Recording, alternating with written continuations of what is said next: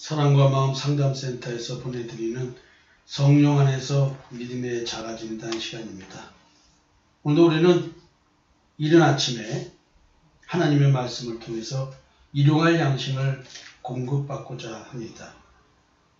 로마서를 통해서 그리스도의 계시에 관한 일치성이라고 하는 큰 틀 속에서 바울이 깨달은 그리스도에 대한 이야기와 내가 지금 믿으면서 깨닫고 있는 그리스도에 대해서 서로 상호 비교해 보면서 내 믿음의 진실성, 내 믿음의 깊이, 넓이 이런 것들을 한번 성찰해 보고자 하는 것입니다. 어제 우리는 로마서 8장 26절과 27절 말씀을 살펴봤습니다.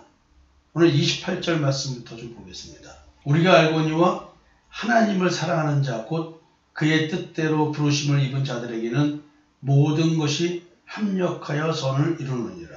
하나님이 미리 아신 자들을 또한 그 아들의 형상을 본받게 하기 위하여 미리 정하셨으니 이는 그로 많은 형제들 중에서 맏아들이 되게 하려 하심이니라.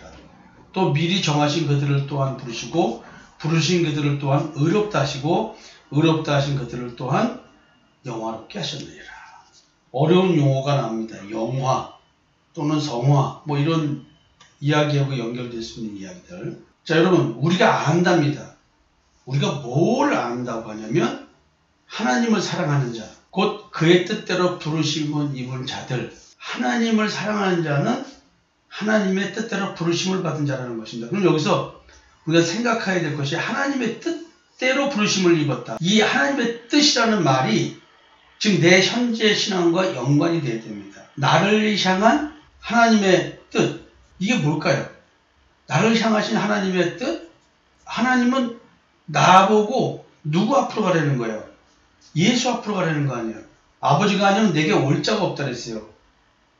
예수 앞으로 가는 것은 하나님께서 예수 앞으로 나를 인도해 주셔야지만 가능합니다. 따라서 우리는 내가 예수 앞으로 인도되어졌는가를 확인해 봐야 돼요. 예수 앞으로 인도되어진다는 말은 십자가의 대속의 은총을 깨닫고 있느냐는 겁니다. 십자가의 대속의 은총. 이것은 율법과 복음, 이것이 분별되느냐는 것입니다. 나에게 율법이 역기능적으로 작용하느냐, 정상적인 기능으로 작용하느냐, 이겁니다.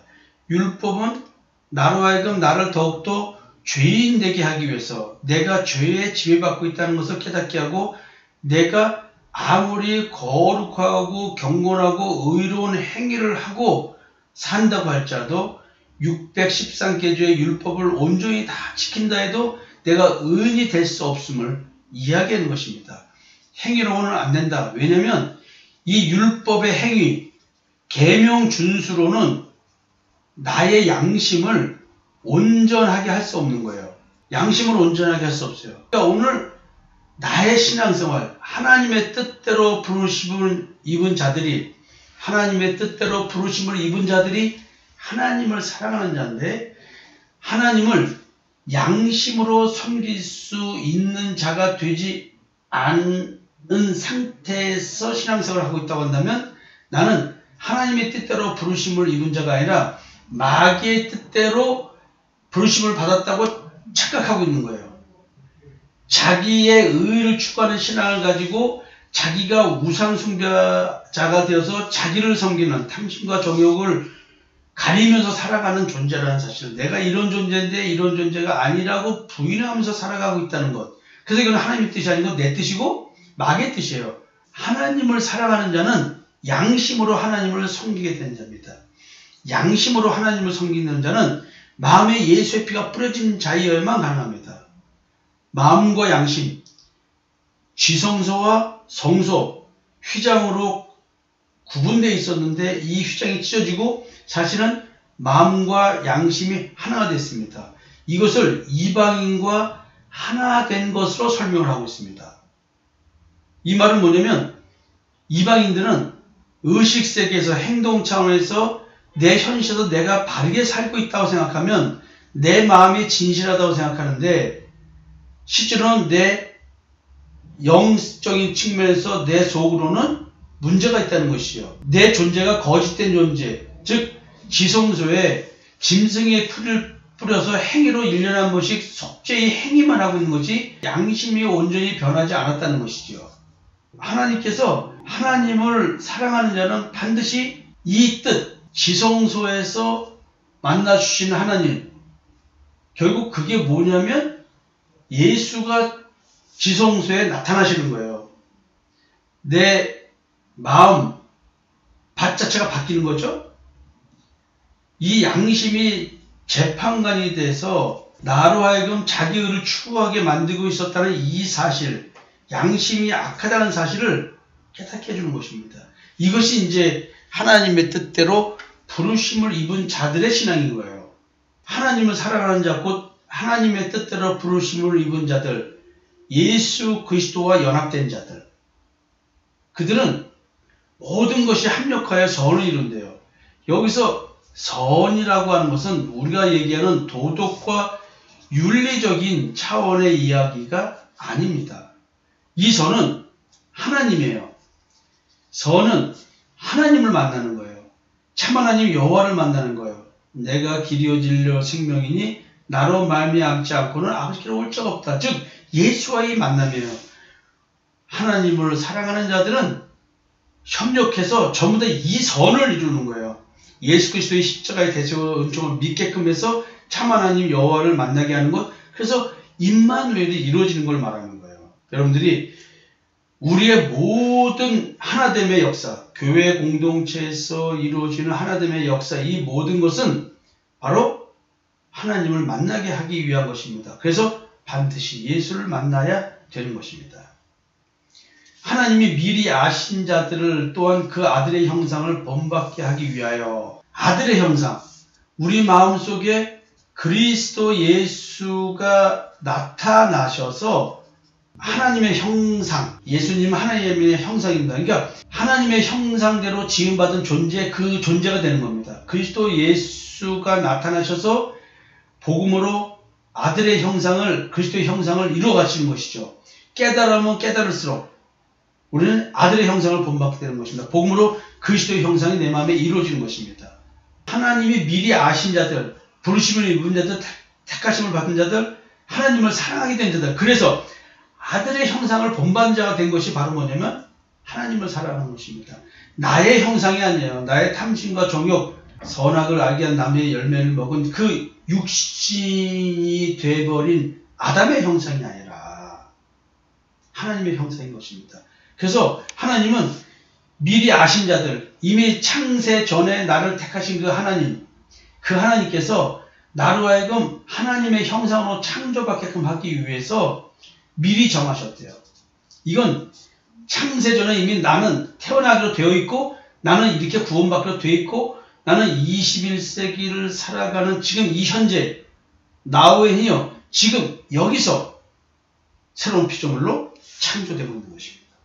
어마어마한 것이죠.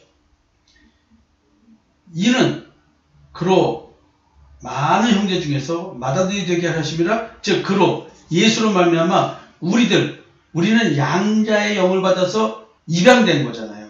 입양된 아들의 집안의 아들이 하나 있는데 그 아들이 예수님이야. 그 예수님이 우리의 형인 거야. 오빠인 거야. 큰 오빠고 큰 형인 거야. 우리를 다 이렇게 불러 모으신 것은 그 예수 그리스도가 큰 오빠, 큰 형이 되게끔 하기 위한 거라는 것이죠. 자, 우리가 진짜 한 피바다 한 형제된 가족입니다. 여러분, 우리가 정말로 그 신앙의 일치성이 필요한 이유가 바로 이런 것입니다. 누구나 믿는 예수가 똑같은 예수에 대해요. 똑같은 우리 아버지지, 아버지 하는데 그 아버지가 다른 아버지를 부르면 우리는 형제가 아닌 거예요.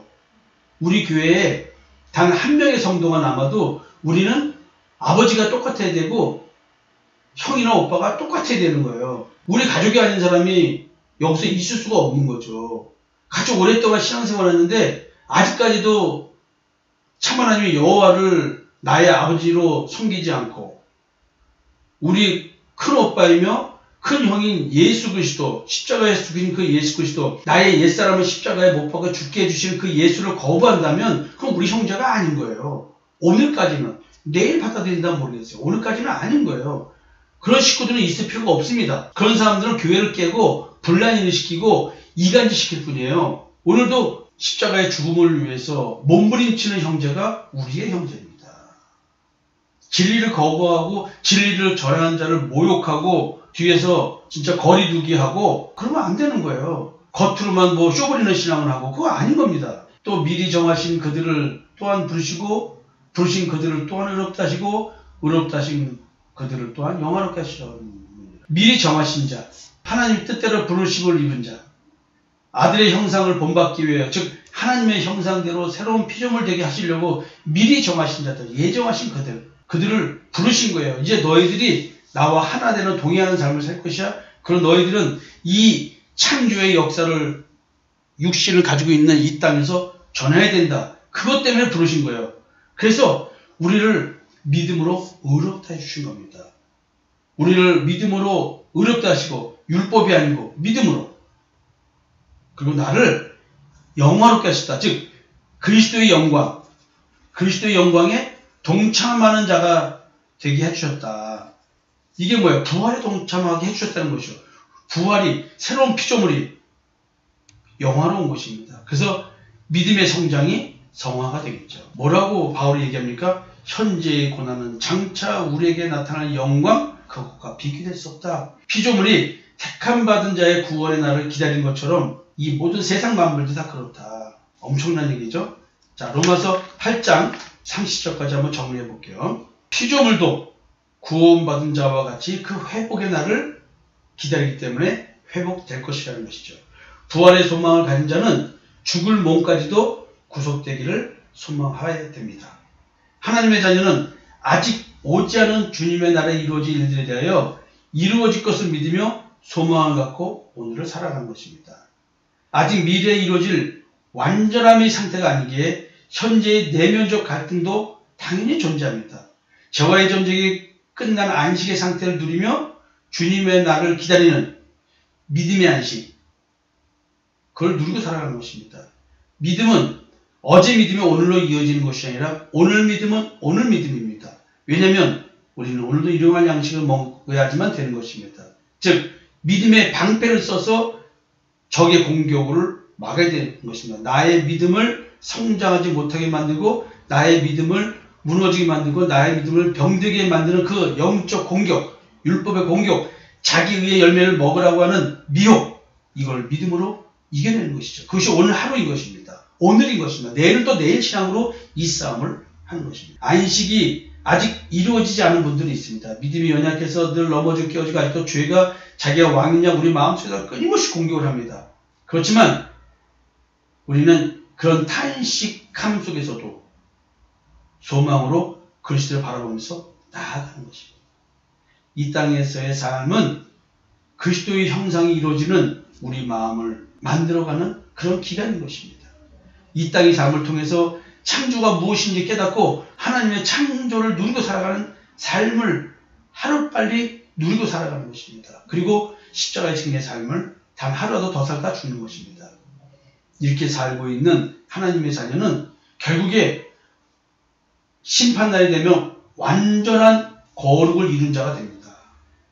그러나 이미 미래에 될 일들이 현재의 믿음으로 보여지기에 오늘 현재 살고 있는 내가 마치 미래에 있을 것이 오늘 된 자처럼 살아가게 되는 것입니다. 그게 바로 뭐냐면 성령의 역사인 것입니다.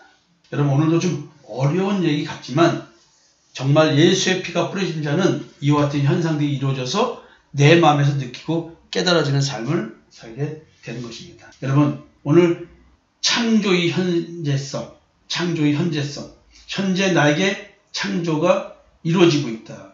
아들의 형상을 본받게 하기 위해서 오늘도 내 삶을 통해서 하나님은 임마누엘의 언약을 이루어가고 계시다.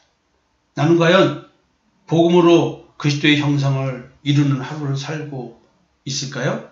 오늘 하루 이 고민을 좀 해보셨으면 좋겠습니다.